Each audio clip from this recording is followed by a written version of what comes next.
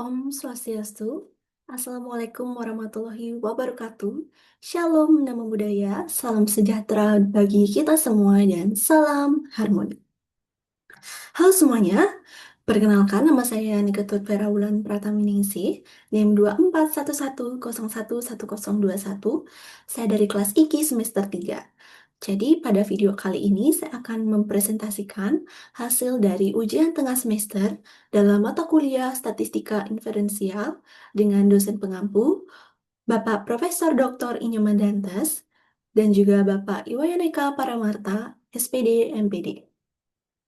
Pada video kali ini, saya akan menjelaskan step by step dari analisis menggunakan aplikasi JAS untuk melihat pengaruh dari metode pembelajaran dan juga jenis kelamin terhadap hasil belajar menggunakan uji di two-way ANOVA. Nah, adapun yang pertama yang saya lakukan menggunakan data, di mana data yang saya gunakan yaitu data simulasi yang saya buat sendiri sesuai dengan instruksi dari pengerjaan UTS tersebut, di mana variabel yang saya gunakan terdiri dari yang pertama ada metode pembelajaran A1, A2, dan A3, kemudian ada jenis kelamin, laki-laki dan perempuan, serta skor dari hasil belajar sebagai dari variabel dependen. Baik, izinkan saya melakukan share screen.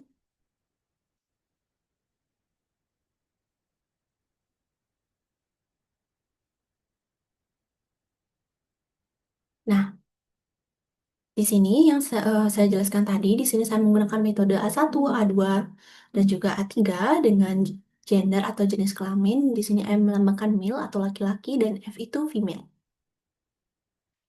Nah, jadi setiap kombinasi dari metode dan gender ini berisi dari 15 data, sehingga totalnya itu ada 90 observasi, di mana nilai skor dibuat bervariasi dari 10 sampai dengan 100 agar menyerupai dari kondisi nyata. Setelah itu saya menyimpannya dalam format CSV agar bisa mengimpor ke JAS untuk dianalisis. Jadi di sini saya sudah melakukan analisisnya menggunakan aplikasi JAS. Di sini saya akan melakukan share screen.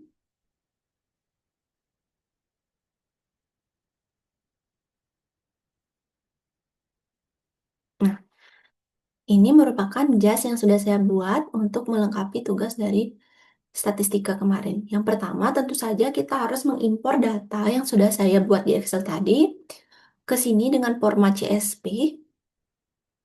Kemudian langkah pertama yang harus kita lakukan analyze. Di sini menggunakan deskriptif statistik, yaitu bagian ini. Nah, di sini saya membaginya yaitu skor sebagai variabel. Nah, grup ini merupakan gabungan dari metode dan juga gender. Seperti yang sudah saya katakan tadi. Hasilnya terlihat di sini sebelum adanya, di sini saya sudah mencentang Shapiro-Wilk. Di sini kalau tidak ada Shapiro-Wilk itu hasilnya terlihat bahwa rata-rata dari skor meningkat dari A1 ke A3 dan peserta perempuan memiliki skor sedikit lebih tinggi dibandingkan dengan laki-laki di setiap di setiap metodenya. Ini memberikan gambaran bahwa metode pembelajaran itu kemungkinan berpengaruh kuat terhadap hasil belajar yang sudah dilakukan. Selanjutnya kita bisa melakukan uji asumsi. Nah, kita nanti akan melakukan ANOVA. Jadi sebelum melakukan ANOVA itu kita harus memeriksa dua asumsi terlebih dahulu, yaitu ada normalitas dan juga homogenitas. Untuk normalitas, saya menggunakan Shapiro-Wilk seperti yang saya katakan tadi, hasilnya ada di sini. Sini kalian bisa mencentang Shapiro-Wilk test. Nah, Shapiro-Wilk di bagian assumption check, kemudian semua nilainya itu P lebih dari 0,05 sehingga variansi antar kelompok itu bersifat homogen. Karena kedua asumsi sudah terpenuhi, kita dapat melanjutkan ke step berikutnya yaitu two-way ANOVA. Tanpa perlu transformasi data kembali, kita tinggal mengklik ANOVA di bagian sini. Di sini ada ANOVA.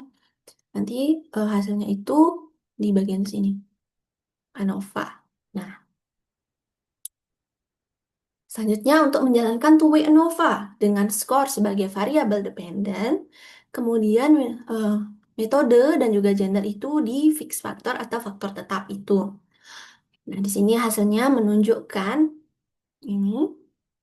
hasilnya menunjukkan metode pembelajaran berpengaruh signifikan terhadap hasil belajar dari F, yaitu dilihat dari F-nya ini sama dengan 110,868 dan P lebih dari kurang dari 0,01. Nah, jenis kelamin juga ini di gender juga signifikan di F sama dengan 6,691 dan P sama dengan 0,01 yang artinya terdapat perbedaan hasil belajar antara laki-laki dan juga perempuan. Namun interaksi antara keduanya itu tidak signifikan, di mana M sama dengan 0,6 eh F sama dengan 0,268, kemudian di P sama dengan 0,765. Jadi dapat disimpulkan bahwa pengaruh metode pembelajaran ini terhadap hasil belajar tidak bergantung pada jenis kelamin peserta.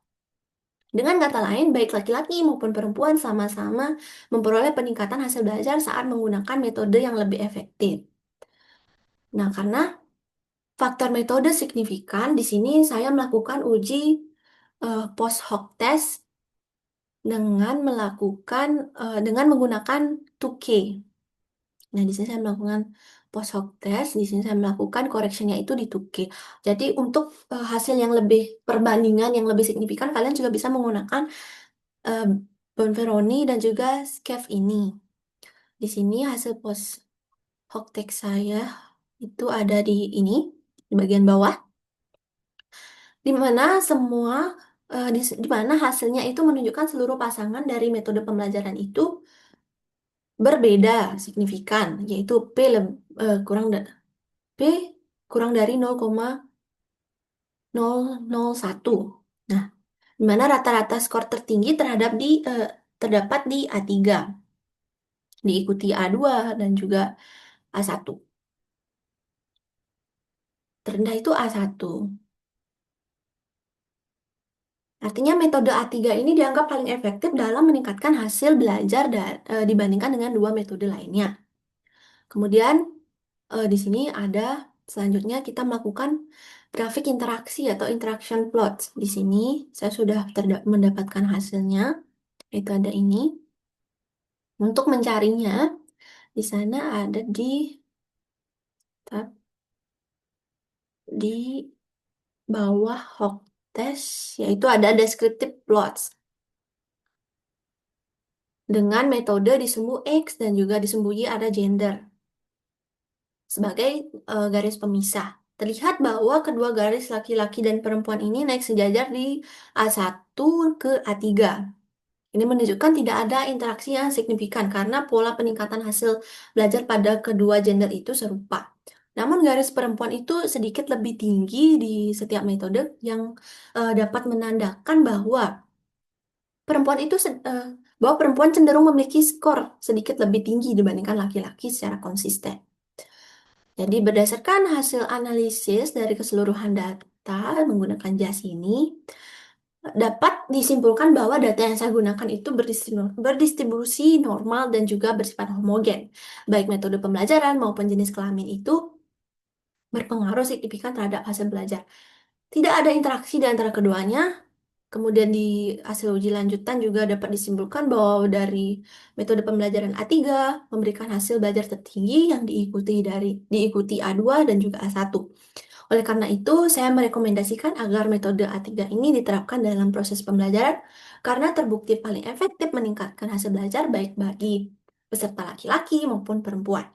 Nah, jadi sekian hasil UTS yang saya buat menggunakan JASP ini untuk mata kuliah statistika inferensial.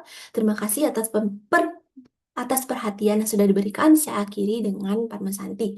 Om Santi Santi Santi Om. Wassalamualaikum warahmatullahi wabarakatuh. Shalom nama budaya. Salam sejahtera bagi kita semua dan salam harmoni.